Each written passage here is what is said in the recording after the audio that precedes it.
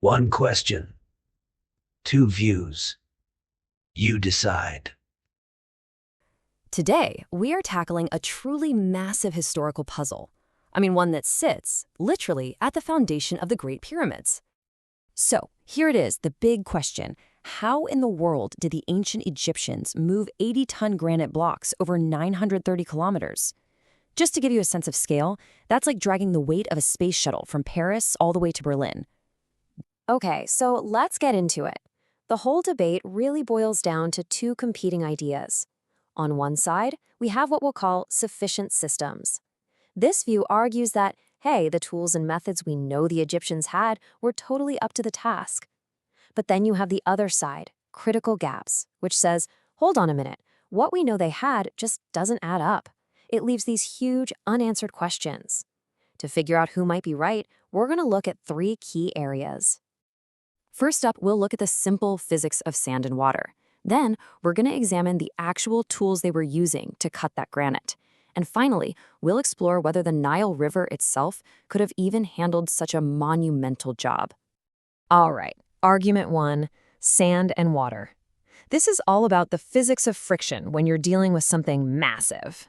The question is pretty simple. Could you really use just sand and water to help teams move something so incredibly heavy?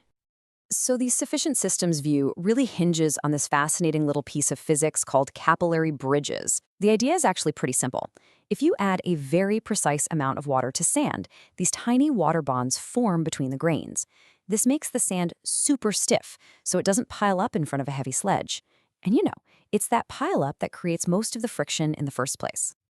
And the effect is pretty dramatic. I mean, get this.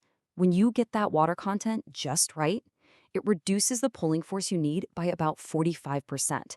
That nearly cuts the number of workers you'd need in half. And this isn't just a theory. It's a real scientific principle, confirmed over and over in experiments. And this view points to what they see as direct proof. You've probably seen this famous painting from the tomb of Jehuti-Hotep. It literally shows a worker pouring water right in front of a sledge that's carrying this colossal statue. For supporters of this view, it's a slam dunk, a clear sign the Egyptians knew exactly what they were doing. But here's where the critical gaps perspective comes in. They say, okay, the physics is right, but it only works in this razor-thin margin. There's this tiny window of optimal wetness. Too little water, and you get almost no benefit. A little too much, and the friction actually gets worse than it was on dry sand. They argue that trying to keep that perfect moisture level for over 900 kilometers is just, well, it's basically impossible. And that brings up maybe the biggest problem of all, the water source itself. I mean, we're talking about an arid desert environment. Where would they get the massive amounts of fresh water needed to constantly wet the path? The Critical Gaps camp argues this is a huge, unaddressed logistical nightmare that makes the whole idea unworkable at that kind of scale. All right, on to argument two. Tools and speed, and the efficiency of their quarrying methods. This is all about whether the Egyptians could actually extract and shape granite fast enough, using only the tools they had back in the Old Kingdom. So from the sufficient systems perspective, the tools were absolutely up for it. The trick here is really clever. The soft copper saw wasn't actually doing the cutting. Instead, it was just a carrier for an abrasive. In this case, quartz sand, which is harder than granite. So the sand did all the grinding work, while big dolerite hammers were used for the heavy, rough shaping. Now, the cutting rate was slow. There's no doubt about it. About 2.5 millimeters per hour in modern tests. But the sufficient systems view argues that doesn't really matter. When you have a massive, highly organized labor force working for the 20 or 30 years it took to build a pyramid, that slow and steady pace was totally feasible. The Critical Gaps view, though, sees that slow rate as an impossible bottleneck. When you actually map out the time needed for just one of these 80-ton blocks, you're looking at almost a full year of nonstop work. Multiply that by all the massive blocks they needed, and the overall construction timeline starts to look, well, pretty much impossible. And for this view, the smoking gun is the unfinished obelisk at Aswan. It's a real-world example of this exact process, frozen in time. And it suggests that progress was just painfully slow. You can see the huge amount of labor that was invested for what seems like very modest gains. It suggests that those experimental cutting rates, they just don't reflect the much tougher reality of quarrying at this scale. Okay, our third and final argument, the river's limits. This one focuses on whether the Nile transport system itself could even support this kind of operation. Once a block was quarried, could you actually get it to Giza? So the sufficient systems view lays out this really elegant, coordinated seasonal plan. The annual Nile flood wasn't a problem. It was the engine of the whole operation. They'd quarry during the dry season, load the blocks onto barges right before the flood, and then use the high water to easily float these massive stones downstream to Giza, where special harbors were waiting for them. And this idea is backed up by some incredible written evidence, like the Papyrus of Mir. This document, which is basically an ancient work log, details the transport of smaller, 2.5-ton blocks, and they did it with incredible efficiency.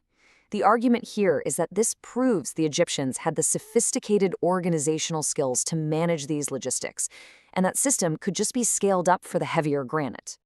But from the critical gaps viewpoint, that very same seasonal system creates a huge flaw. The entire transport operation for a whole year had to be squeezed into this tight 3-month window during the flood. This creates a massive bottleneck.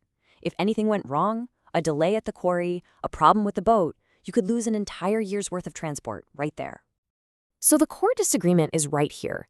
View 1 argues that boats could just be lashed together to handle the insane weight, and that the whole system, while tough, was workable. View 2 fires back that we have zero archaeological evidence for boats that big or for that lashing technique. They argue the system had no room for error. It was just too fragile to have worked reliably year after year for decades. And that brings us to the end of our breakdown. We've looked at the evidence from both sides of the aisle, so now it's time to put it all together. We come back to that central, nagging question. How were 80-ton granite blocks moved 930 kilometers?